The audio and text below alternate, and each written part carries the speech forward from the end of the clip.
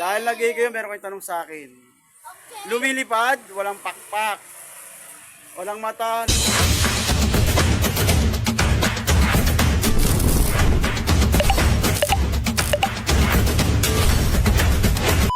Ngunit lumuluha. Ano to? Ballpen! Mali. 1 minute, 20 pesos. Ulap!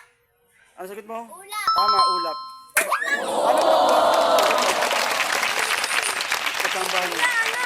Isa pa sa aming dalawa. Eh. Bugtong-bugtong to, hindi tao, hindi hayop uli ah.